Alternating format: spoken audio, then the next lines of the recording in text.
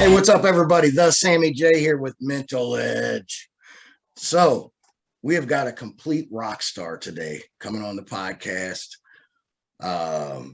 Insurance guru, went from the life of the streets and just as bad as it. No, wait, that's another guy. Wait. Now, today we got Cole Hammond on. How you doing, Cole? Doing great. Appreciate your time and the opportunity to be here.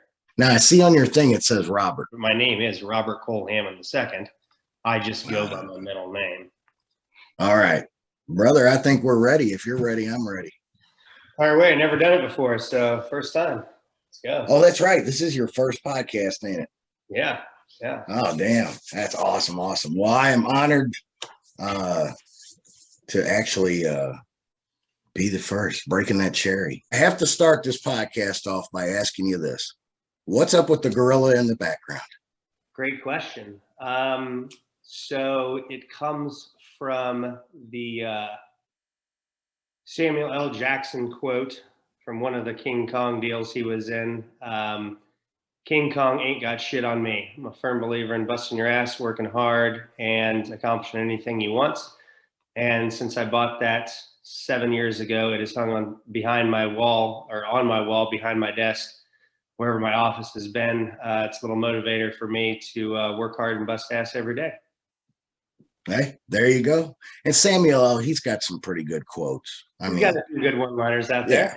Yeah. He's an okay guy. Yeah. So tell us a little bit about you. What do you do? Where do you do it? And Sure. all that fun stuff. Cool. So my name is Cole Hammond, and I live in Kansas City, in Leawood, and I own an insurance brokerage firm, and I specialize in Medicare, our national health care program for seniors.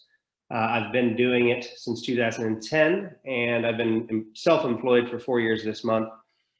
Again, I specialize in Medicare. I work with the vast majority of insurance types, health insurance, that is. So Medicare makes up approximately 90% of my clients. I do dental, vision, hearing, prescription drug plans, some annuities, small groups. And I also work with people under 65, and I do individual plans for them or some short-term options as well. But again, my main focus is on Medicare and servicing the senior community. It is a super convoluted, ever-changing, fluid government program. Definitely not something I would want to get into. I can't lie. No, but the fact of the matter remains, if you make it to 65, you will deal with it till the day you die. So my clients, I never want them to be necessarily, they don't need to be an expert on it. That's my job. They don't need to know the 400-page book that comes out every year that might as well be written in some foreign language. It's impossible to understand. That's my job. I just want all my clients to have a good, well-rounded understanding and big picture of how their insurance is working. And I want them all to be confident and knowledgeable. If one of their friends approaches them, hey, what'd you do for your Medicare? How's Medicare work? I want them to be able to articulate in 60 to 90 seconds what they've got and how it works. Yeah. So that's how I strive to differentiate myself from other people. Gotcha. No, that's good. That's good. Educational approach first. Yes, in business, sales, any of it, education is a huge part of it. My question would be this: how do you make Medicare not boring? I mean, I think Medicare, I automatically think old, confusing, and boring as shit. Definitely. It is super weird or super boring. And I'm the weirdo that likes old people and insurance. So the way I try to do that is I make it simple and straightforward. I've never liked the term dumbing it down because I think that insinuates that somebody's unintelligent from the beginning. But I put it in terms that a sophomore in high school could understand. Again, I simplify and streamline the process. I could sit here and talk about it for a month and still not have it all squared away. But 99% of people can grasp the concept in an hour to 2 hours with me. But simplifying the process and streamlining it is how it's never going to be exciting. It's fucking health insurance by the government, Yeah. But it definitely can be made very much more straightforward and less convoluted. I've been told, and I do agree with it, that if you can't explain what you do to a 6-year-old and have them understand it, well, then you're not explaining it right. I agree. And so I like that process. And yeah, I mean, there are some dummies out there in the world. Let's just be honest. Oh, But, for sure. but yeah, I get what you're saying. Hey, old people, I think it is good because it is such a confusing thing for so many people to actually simplify it. That to me, that's awesome. Do you find doing that? So between Cole Hammond and the other guy over here that does health insurance and that guy that does health insurance and that guy, I know you got the personal touch on it. Do you run into still the cost side of it? Like, oh man, it costs, and oh God, Yeah, we're on a budget and we're old, damn it, we should get a break. And I do, but that's kind of a good thing for me because, again, as a federal product, as a whole, Medicare's original Medicare is made up of two parts, A and B. A covers your hospitals, skilled nursing, and home health care, and B pays the doctors. So that's identical for every single American Medicare recipient. Difference is the price that they pay each month to the federal government. Well, luckily for me, it is a federal income chart that is set by Medicare. So if you make under X amount of dollars, you pay X amount per month. If you make, this category, there's 5 different categories. Yeah. That's between the IRS and Medicare. So all I do is illustrate, hey, this is what your premium to Medicare is going to be based on your income. It's a 2-year look back on your tax returns. So that's the federal chart. I just make it available and tell people about it. Then where I come into play is after you've got original Medicare, you've got 2 main options to go. You've got a Medicare Advantage plan, which is the shit you see all over television starting October 1st through the end of the year. Every 30 seconds, Joe Namath is up there saying you're getting this shit for free and free rides to the doctor and dental for free, blah, blah, blah. That's an Advantage plan.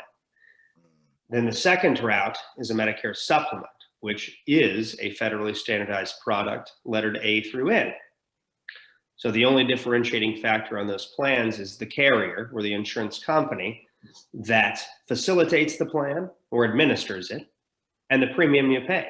And it's actually quite simple. So take a hypothetical. Let's say that you're turning 65 and you're getting on Medicare. You've got your original Medicare squared away. That's bullshit there, Hammond. That's bullshit. Just because I got gray and I'm going bald. Hypothetical. We can judge. That's cool. So you've got your original all squared away. And then let's say, all right, I want to do the supplemental route. We'll take, again, a hypothetical here. Let's say that we're looking at 2 different insurance companies with the same plan. Plan G is the most popular. G is in golf. And we'll say your Cigna premium is $142 a month, and your Blue Cross and Blue Shield premium is $183 a month.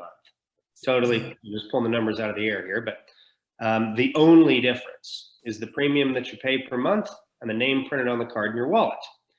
But as a federally standardized product, those plans will pay identical to the penny on any claim. So let's say you needed a knee replacement.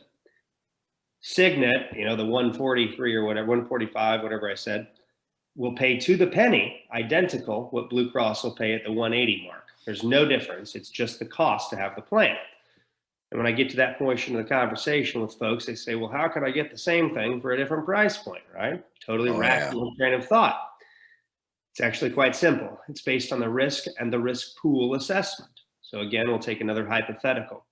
Let's say Cigna over here has 1,000 members in 2021 who have a plan G. And they all 4 have the same criteria: age, gender, tobacco use, and zip code. If you meet all of those criteria the same, your rate will be the same with Cigna. So if you live in the same zip code, you're a man, you're non-tobacco user, and you're 65, everyone who has those same 4 criteria will have the same price point. There's no, oh, well, I've got, diabetes with 8 medications, your price is higher. It doesn't work that way. So we've got 1,000 people over here with Cigna on the Plan G who meet the same 4 criteria. And then we have a separate 1,000 people over here with Blue Cross also meeting the same 4 criteria, right? So in 2021, let's say that Cigna incurs 775 claims. Blue Cross incurs 923. They could be for whatever, it doesn't matter. But Blue Cross will have a larger loss, money they have to pay out to make up for, right? Yeah. Get more claims, so as an insurance company, they have to pay out more money. Well, to stay profitable, they pass that loss onto you, the insured, the following year, right? So your premium will go up at a higher percentage point with Blue Cross because they had more claims. Now, again, that's a total hypothetical. Blue Cross isn't always, the most expensive or anything. I'm just using that as an example. Yeah. So a way that I simplify it to the client, if that doesn't register, as I say it like this.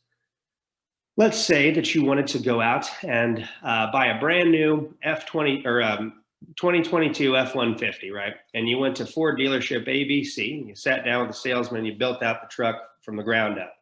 Transmission, engine, color, interior, packaging, all of that. You had him print off that spec sheet, and you took a Sharpie marker and you blacked out the price.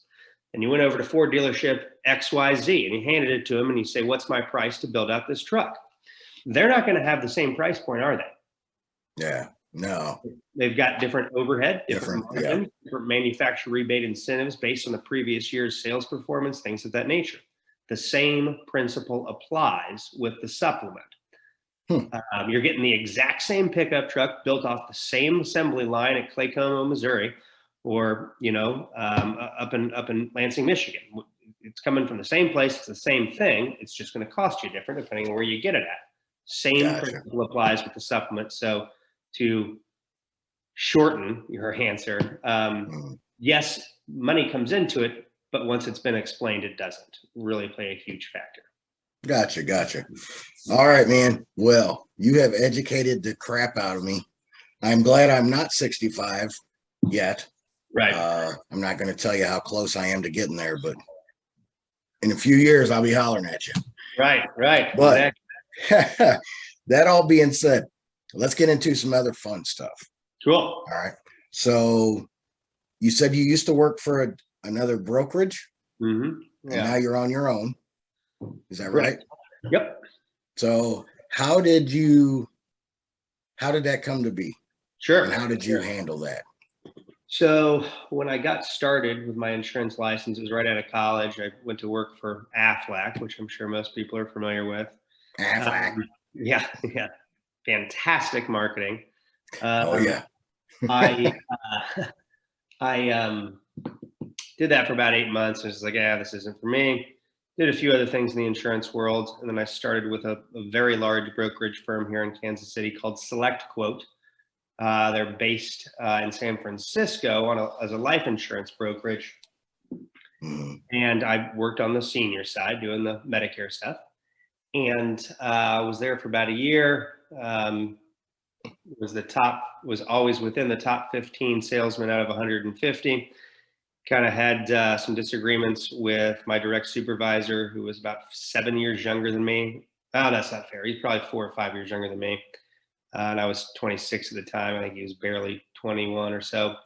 And basically ended up parting ways. Went to another smaller firm for a couple of years. Okay, hold on. We're going to hit this hot point right now. Yeah. Did you have a problem with his age? No, not at all. No. So what would, and you ain't got to go into detail. So what, because age is what you brought up. Sure.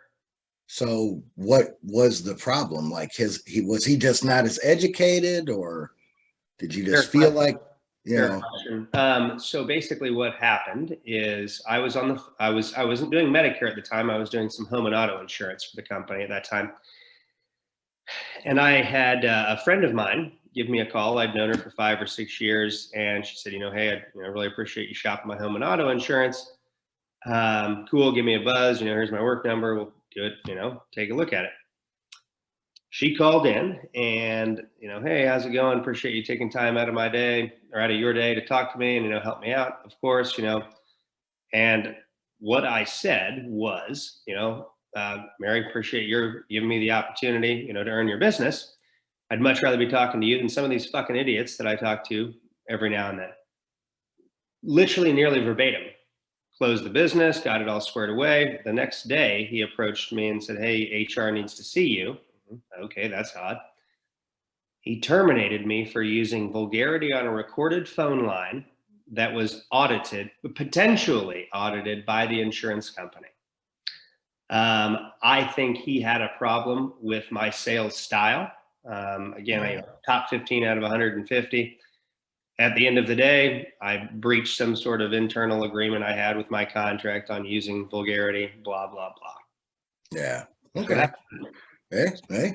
And it does, boy. When they say, oh, we're on a recorded line and, Yep.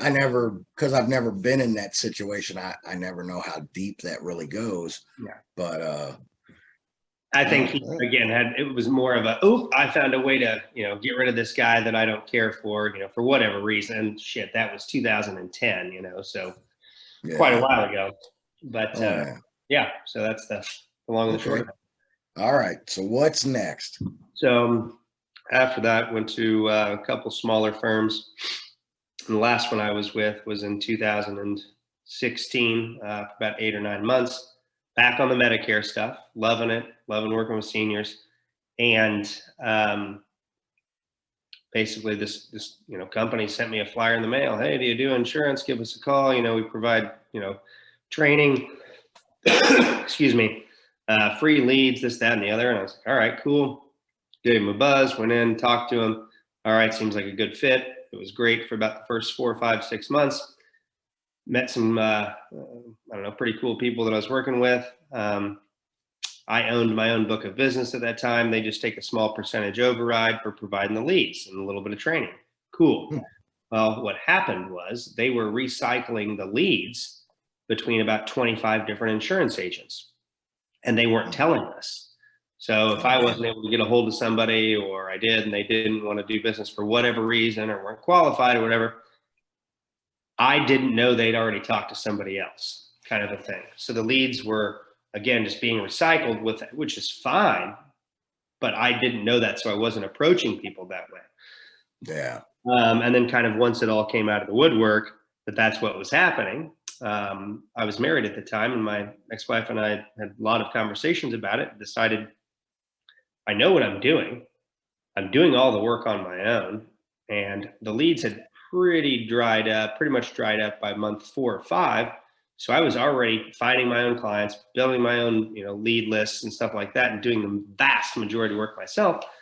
So after a lot of thought and consideration, we said, fuck it, I'm going to go out and get my own contracts with the insurance companies and do it on my own. And that was May or June of 2017. Okay. So it's just been a growth process ever since then.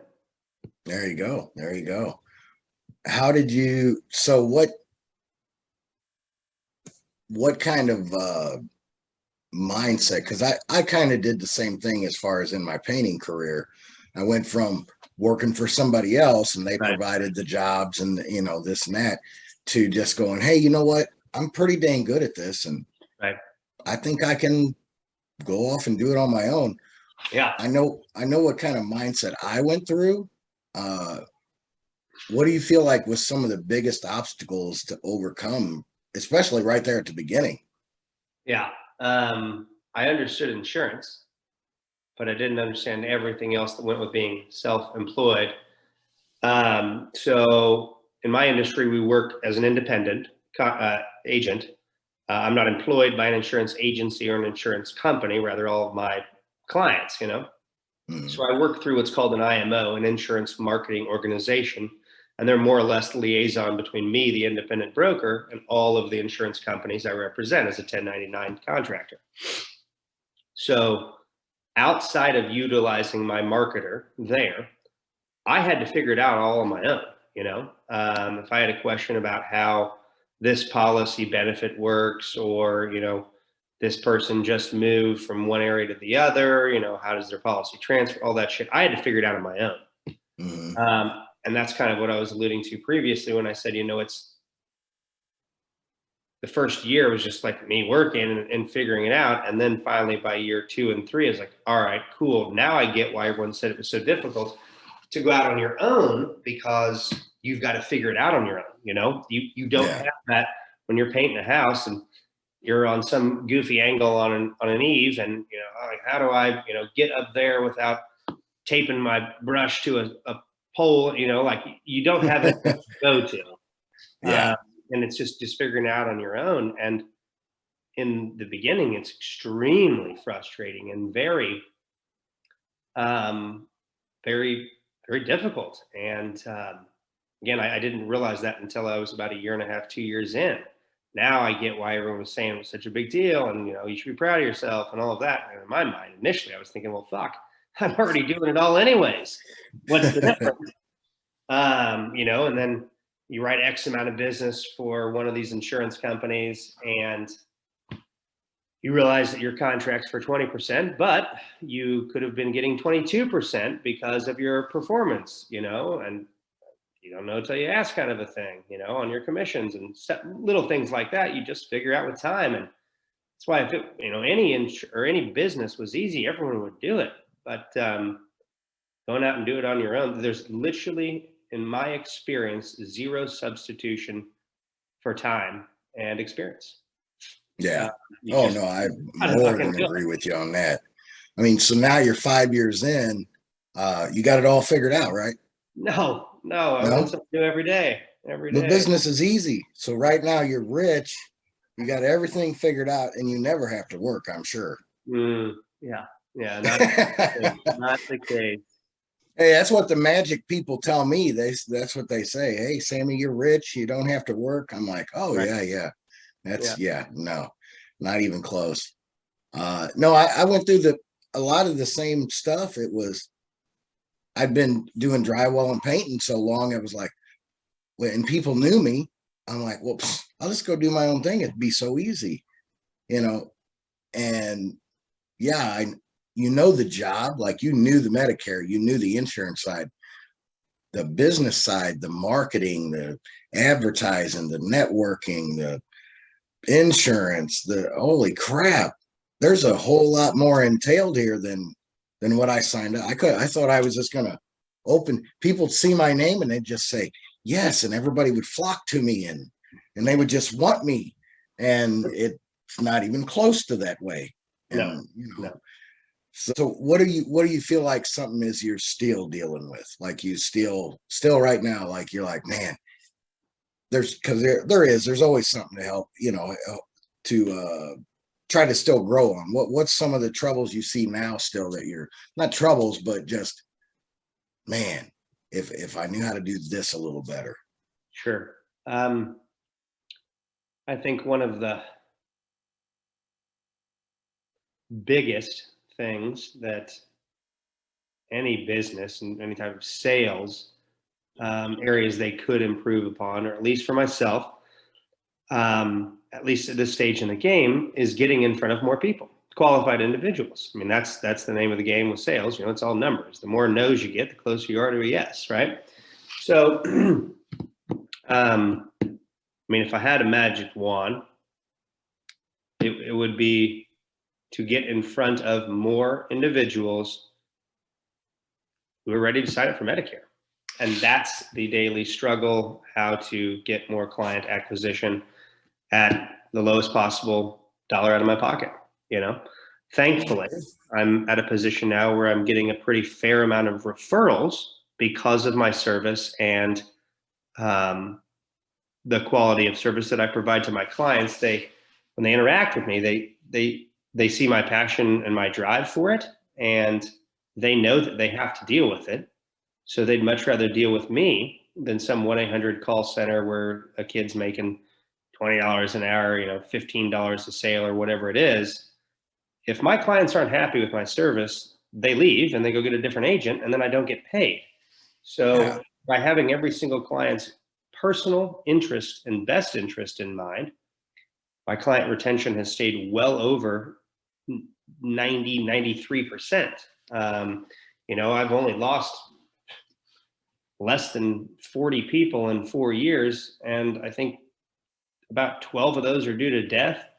Another 15 or 20. That sucks. Yeah, right. And the Medicare just boop, it's gone. Yep. And then the rest would be people that move outside of the service area. I've lost a handful here or there to other agents or whatever, but it's a numbers game. So you open for some advice? Yes. Beautiful, because that's what I like to do. So how many new people are you talking to or meeting or calling every day right now? Like new potential clients? Oh yeah. Well, not even potential. And here's what I'm going to explain about that. Just right now, how many new people are you talking to, meeting, or anything every day? I would say anywhere from 7 to 15. Brand new people. You don't know them. They don't know you. Now, are you doing that by phone or phone and email? But yeah, mainly phone. Phone and email. Are they only people that are getting ready to be 65? Are you staying is there an age range? Yeah, for the most part, I want them to be within not much younger than 64. Because people start their process at 64 and a half, when you get signed up and then starting to learn about it and whatnot. And most people are signing up after 65 now, but they become eligible at 65. So yeah, I try to stay within a 6 month, 64 and a half is my target client. Now, where are you finding the 7 to 15 at? How are you finding those? Referrals, like I said, networking, doing things like this, utilizing different marketing material, or not material, but different marketing platforms. It's been a while since I've bought any leads. I've got a half a dozen different things up in the air right now presently. Utilizing a different marketing strategy to where, I guess let me step back. I traditionally had my client acquisition through in-person educational workshops. So I'd send out 2,000-3,000 flyers, get 20 to 35, 40 people to attend my workshop, library, senior living facility, whatever, and educate them on Medicare, on the federal program, and then answer all their questions, and then sign them up for one-on-one appointments afterwards to sell the insurance. That was going great. It was awesome. And then the whole little COVID deal happened, and had to obviously stop that. So I hired a professional videographer. We videotaped my presentation, put it on my website. I also created a top 20 most frequently asked questions about Medicare 35-day email drip campaign. It's also on my website and a separate landing page. Sign up for that with your name and email, zip code, telephone number. And then over the next 35 days, these people would be drip emailed these top 25 questions. And that was designed to help people who are starting their process, to get on it. And then I'd also, call on people who are already on Medicare to help save them on their supplement rate. Again, a federally standardized product. You had Blue Cross at 180 and I sold Signity at 145. Utilize a lot of that as well. Well, damn, you're kind of on it. I'm trying to be. All right. So here comes my advice. Please fire away. COVID's over. I'd get back to some workshops. Yep. I'm on that. Even Zoom calls, workshops, whatever. Does when you go to your grocery store, most of us go to the same grocery store, same gas station, same this, same that. Mm-hmm. Do all them people there know who you are? I don't think so. No. I live in a pretty metro area of town. My grocery store, I'm sure, sees a couple 100,000 people a month. Oh, that's all right. When I walk in my gas station, they say, "Hey, Sammy, what's up?" When I go to the grocery stores, there's like 3 or 4 of them around here. Hey, Sammy, what's up? When I go to my bank, hey, Sammy, what's up? For me, I see why you kind of are sticking to a certain age range.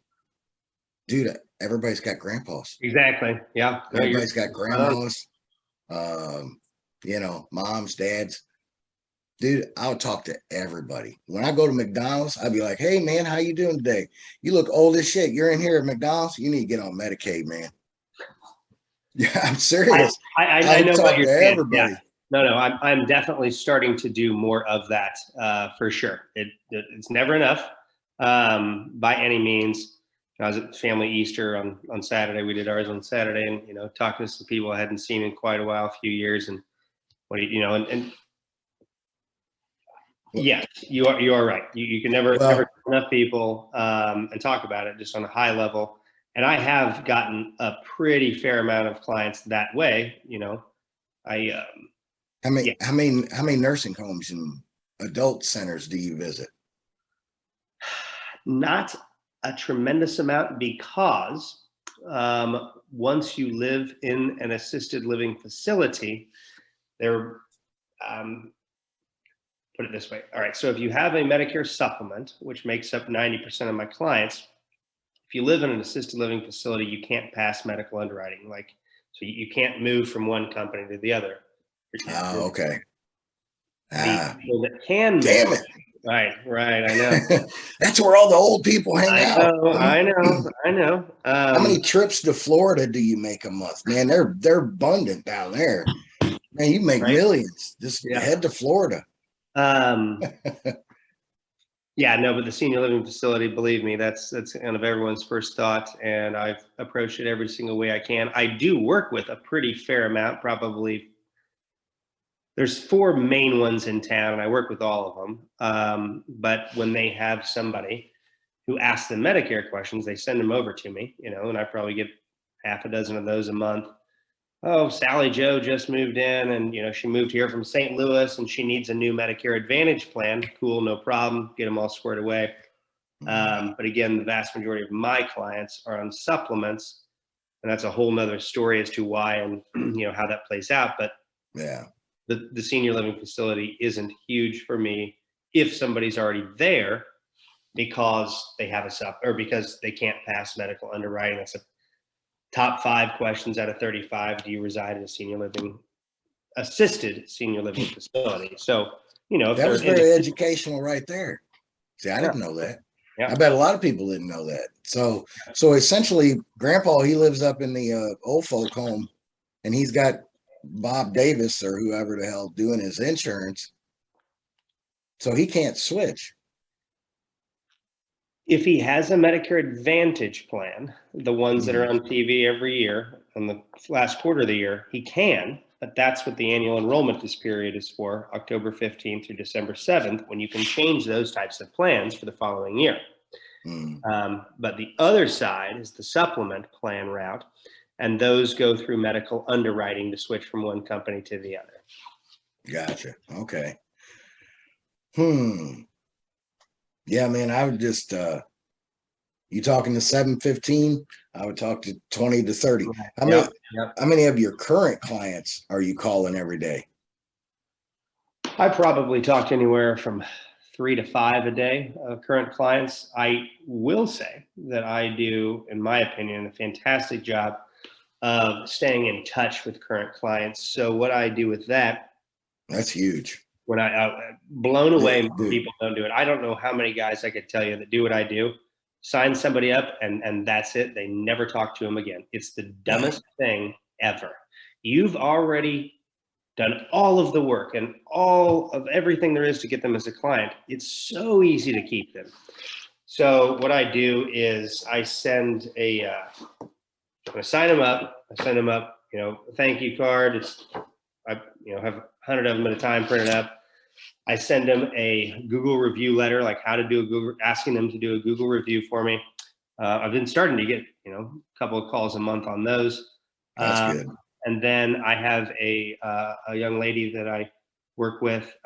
She sends out handwritten birthday cards and handwritten Christmas cards to every one of my Very, clients.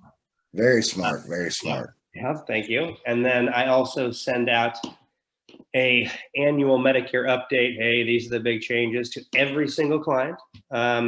And then when the annual enrollment period comes around, I send out a letter to every single client. If you have a Medicare Advantage plan, you know, I've got one that's worded for Advantage clients, and Yeah. one that's worded for the supplement client, because when you buy a Medicare supplement, you also purchase a standalone prescription drug plan to cover your drugs. You change the Yes. drug plan. Get my drugs in. Exactly. So Does that cover now? Does that cover the little, you know, no, none of unfortunately, that? not yet. Well, Unfortunately, dang it. yeah. Old people, hey, I'd be like, man, my eyesight's screwed up. I need some shit. It does No, not that as a present. Yeah. now, dude, it sounds like you've got a great thing as far as your me. I always tell people like this: you can be the best in the world at whatever you are, and if nobody knows who you are, it don't matter.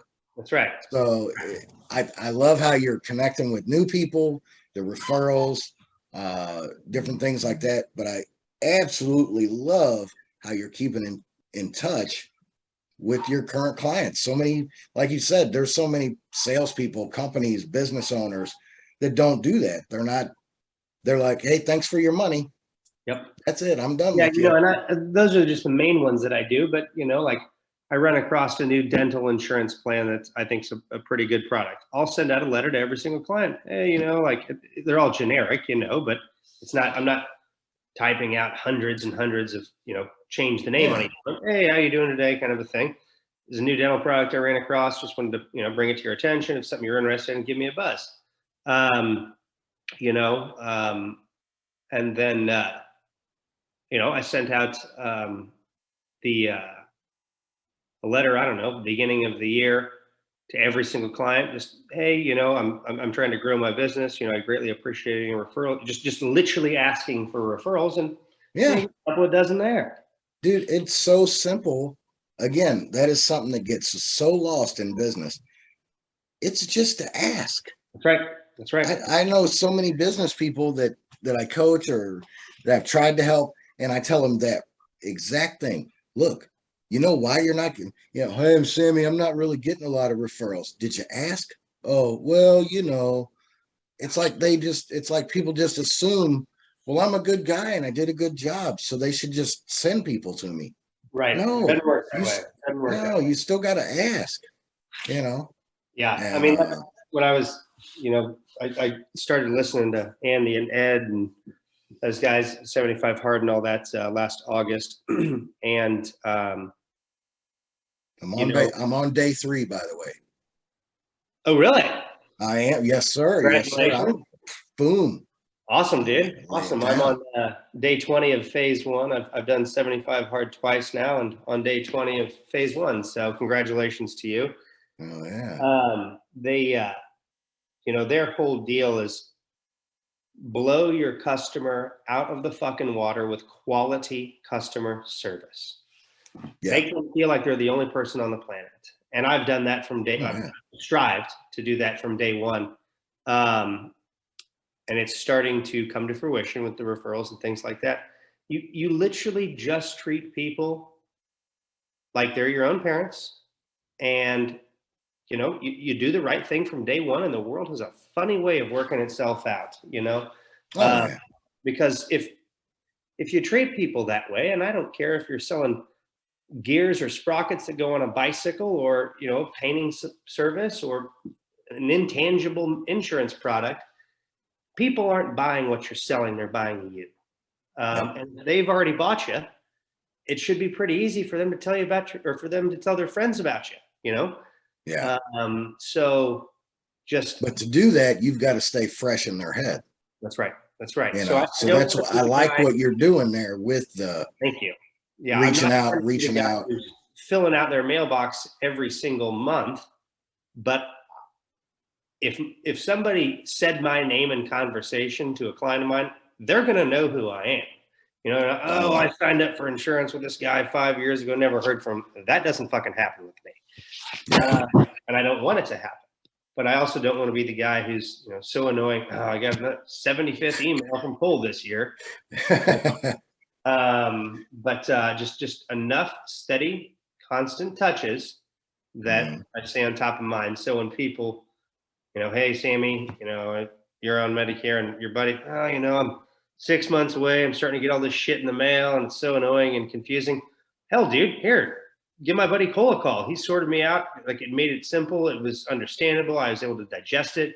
You know, I got on the supplement plan, and you know, he showed me all the rates for all the plans available for sale in the state. And, you know, like, I'm on the most affordable one. He does a great job, dude. Give him a call. Yeah. That's what I strive for. Yep. No, that's it. So I got to ask, you said you're on phase 1. If y'all don't know what phase 1 is, 75 hard, any of that, just look it up. We could sit here and talk for another 3 hours about 75 hard and phase 1 and live hard and the whole thing. But look it up. It's a life changer. Absolutely. In phase 1, you have to what is it? You do 3 additional. Tell us about that, dude. Yeah. The 3 additional things. Phase 1 is only for 30 days versus the 75, but it's all the same things plus 3 more. So it's 2 45-minute workouts. One of them must be outside regardless of condition, and pumping weights in the garage with the door open doesn't count. You have to be outside in the elements. They've got to be separated by a minimum of 2 hours. You have to drink a gallon of water, or 4 32 ounces. That's what I do. Yeah. Progress photo every day. You know, you're a guy, your shirt off, you're a woman, sports bra or whatever, swimsuit. You have to pick any diet you want and stick to it with no cheat meals, and 0 alcohol. So for my diet, I do cook all my own meals. If I go out, make a healthy choice. Don't be the fried chicken and mashed potatoes and gravy. Get the roasted chicken and vegetables. You know, like, it's inevitable. I'm going to go out and eat at restaurants. You know, I go to Chipotle a fair amount. You know, no sour cream, no cheese. Usually get a bowl with light rice. So, but that's the thing. The diet can be whatever you want. You know, you can't say like, oh, I'm going to go to McDonald's every day. You know, it's got to be health focused towards your goal. So I try to do low carbs and low dairy, which I absolutely love both of those. And then you have to do, so 2 45-minute workouts, a gallon of water, progress photo, diet, no alcohol, no cheat meals, and then 10 pages of a business, self-improvement, or entrepreneurial book, minimum, right? So that's the 75 hard. And then the phase 1 is all of that plus 10 minutes of daily visualization, very similar to meditation, but slightly different. Putting yourself visually in a space or a setting. That was pretty challenging for me, figuring that out. I'm in a good place with it now. Then you have to have a 5-minute cold shower every day. You know, there's no super strict way on how to do that. You know, I normally get in, turn the water on like normal, and in there for a minute or so, you know, like wake up in the morning, then I'll crank it down to cold, you know, set my timer for 5 minutes, do my shower, turn it back up to hot, warm back up, get out, done. And then you've got to do 3 additional power tasks each day. So what I do is each day floss my teeth. I've never been good at it. It's not something I've ever enjoyed doing. I do brush my teeth twice a day, but I've never been a flosser. So I said, fuck it, I'm gonna floss my teeth every day. I do 30 minutes minimum of networking with our Arte group. You know, getting on, reading posts, commenting on posts, messaging people how you and I met. So I do that for 30 minutes every single day for 30 days. And then Monday through Friday, I do 10 new flat out cold calls, or, you know, reaching out to new people to try to get new business. And then that's Monday to Friday. And then Saturday, I'll pick a random task that I, you know, need to prioritize to get done. Let's see. So like On the 2nd, I hadn't gone to the grocery store in like a week. My refrigerator was damn near empty. Power task, like, you need food. Cool. Grocery store, got all that. The next Saturday on the 9th, needed a new pair of shoes. When I ride my bicycle in and, go to the gym, pretty much, I need a new pair of shoes. Went and got a new pair of shoes. Check, hire list for the day. And then on Sundays, my third task, instead of the phone call, is I shut all my electronics off by 9 p.m. No cell phone, no internet, no computer, no television, nothing, just off at 9 p.m. That's been pretty helpful. And I've tried to implement that more kind of throughout the week, but that is phase 1. I am on phase 20. Well, congratulations. 10 more days, man. You got it. Knock it out of the park. Oh, for sure. Yeah, that's a whole nother thing with the 75 hard that I've found. I am the type of individual, when I commit my mind to something, there's nothing on heaven or earth that will move me from completing what I say I'm going to do. I had 2 very close friends of mine who are both extremely successful business owners in their own right. They don't know each other, just 2 separate groups of friends, but they both completed about the same time. And I was kind of, a year and a half after my divorce, ready for something to kind of, get me a challenge of some sort, to kind of get my brain thinking again. And they both said very, very, very similar things about the program, and it increased their business productivity and year-end margins and things like that. So I did a little research and thought about it, and committed to both of them that I was going to do it. So the way I held myself accountable is I told about 45, 50 people I was going to do this. Some of them knew about it, knew what it was. Some of them had no clue. Vast majority of them said, like, yeah, right. Like, that's insane. Like, you can't do that. Not necessarily like I can't do it, but like, that's a challenge. That's a challenging thing, There's nothing involved in 75 hard that requires anything above a 3rd grade education, maybe 4th grade. You have to be able to read. Outside of that, it doesn't cost anything. As long as you're not incarcerated and can't go outside, you can do it. Anyone can do it. People have completed it that are, paraplegics and whatnot, and pregnant and this, that, and the other. But it is a total mental game, and that is it. There's nothing that's hard about it. There's nothing that's like difficult. It's just hard to do it day after day after day after day. So, and the reason he set it up that way is to develop the new habits, and that's huge in it. And to be honest with yourself, the accountability part is huge. So like I say, I'm on day 3, and I actually started a little group, a little messenger group, and there's 5 other people that started Monday. A couple of them were honest. They like 2 of them haven't started. One of them's sick, and one of them was traveling these first 2 days. So they're like, hey, I'll start, Thursday or whatever. Today, I got a message in the group, and it was, hey, I've got to start over on day 1. Cool. They missed their second workout, and they didn't. I haven't responded to it yet because I'm still trying to think. I want to respond without being an asshole. Sure. What I want to say is, because there is what their thing is, hey, I've got to start over at day 1. I missed my second workout yesterday. Has anybody went through this? Now, my initial response in my head is, how did you forget your second workout, or did it become late and you went, it's too late, I just don't want to do it? Yeah. Because that's the mental toughness side. That's right. To get up and at 9 o'clock at night and go, oh crap, I haven't done it yet. And you go on a freaking walk, or you do whatever you got to do.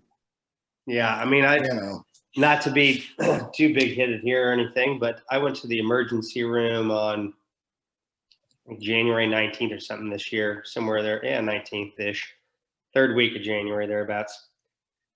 Had like 10 o'clock at night, 10 o'clock at night, something like that. And I had just been feeling obviously went to the emergency room and I wasn't feeling good. And before I left for the emergency room, I still had to do my outdoor workout, and my reading. This was on 75 hard, not phase one. So I started doing my reading, my outdoor workouts, and like half a gallon of water. Like I was literally in bed dying. Oh yeah. I got out of the emergency room at like 1:30, 2 o'clock in the morning, came home, got dressed, went outside and walked for 45 minutes, and sat down and read my book and drank, a water on my walk and another water while I was reading. Went to bed about 4:30. Like, if you have a plan B, you're going to fail. That's why I'm just such a firm believer in, and I don't try to do things in life. I just fucking do them. And there's boom. A lot of people, like, their brains don't operate that way. And so I don't know, maybe I'm blessed that my brain does operate that way. But when I commit to doing something, I mean, it's going to get done. You can take it to the bank, even coming out of an emergency room, like, now it's not like I got shot or, I was having some breathing issues and the whole sidebar, but, I mean, things do happen. If you're involved in a car accident and you're unconscious for 3 days in a hospital, like, obviously you're not going to do it then, but you failed. Self-accountability comes true and say, all right, well, I'm starting over. But it's just all about holding yourself accountable and striving to become better each day. Yeah, no, that's, and it is, it's funny, as you get into the program, you start figuring out things. Like I tell people, I say, try to schedule stuff.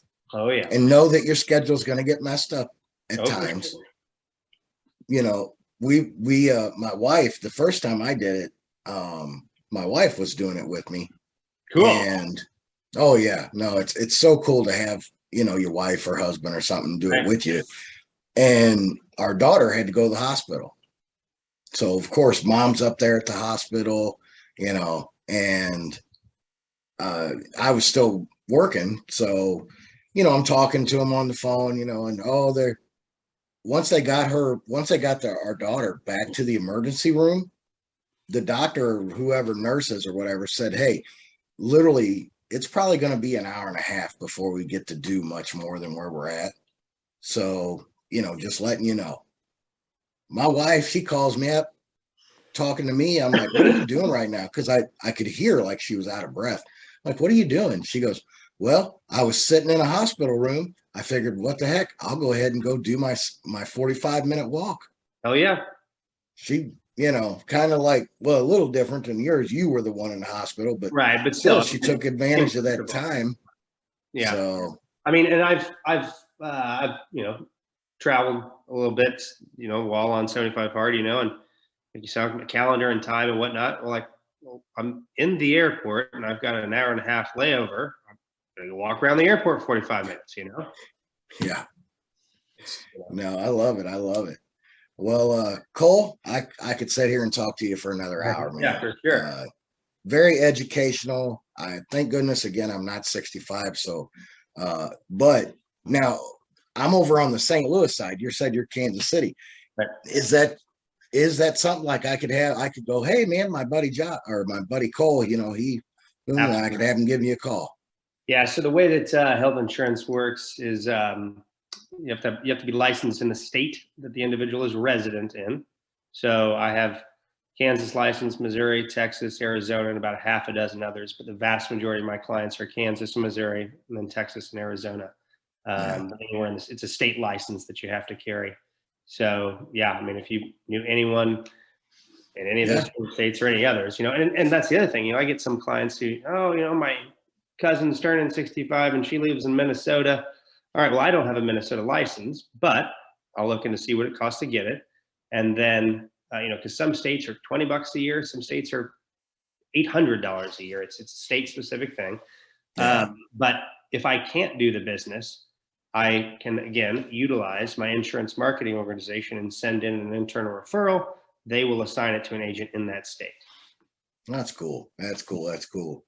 Tell everybody where they could get a hold of you, your social media stuff, Sure. All that good stuff. Email. Yeah. So my telephone number, which is my preferred method of contact, old school, like that conversation, 913-687-5106. My website is my last name, Hammond, Hammond, the word health, HEALTH, and then service, and that's singular, HammondHealthService.com. My email is the same thing at Gmail, HammondHealthService@gmail.com. Very cool. Very cool. What if somebody wants to follow you on the old Instagram? That is Cole America 1986, and then my Facebook is Hammond Health Service Facebook. Shaboom. Yes, sir. All right, man. Well, that's awesome. Y'all go check out Cole. If you know somebody that is going to be turning 65 here soon, is 65, and maybe they're still just confused. Absolutely. They don't know what's going on. They're 65. To grandpa and grandma, they say, man, my insurance guy sucks. Yep, I get that all the time. Oh, yeah. Have them give Cole a call. Dude, again, so educational. And like you said at the very beginning of this, you're kind of a nerd about the stuff. Yeah, right. What I heard through this whole podcast was you're a nerd that cares. So to me, that means a lot, Yeah. And I hope that all my listeners, that means a lot to them. I know it will. So, because we all want to take care of grandpa and grandma. Right. I mean, right. Damn. Yeah. No, if you guys know anyone who is, like you said, Sammy, turning 65 within the next year, or 85, 95, it doesn't matter. I'd love the opportunity to service your friends or family, parents, cousins, aunts, neighbors, whatever. Love the opportunity to earn their business, as I truly believe that's what it is, especially in my industry. You need to earn people's business, but more importantly, that you're earning their trust. When you can do both of those things, again, it all just works out for itself. So rock star. All right, man. Well, again, I do appreciate it. Hey, everybody, go check out mentaledgepodcast.com. That's my website. You can find me on the gram, _Sammy J. Go check out the old TikTok, Mental Edge. They're on TikTok. And until next time, God bless you. I love you. And I'm out. Boom. Thanks so much, everyone. Cheers.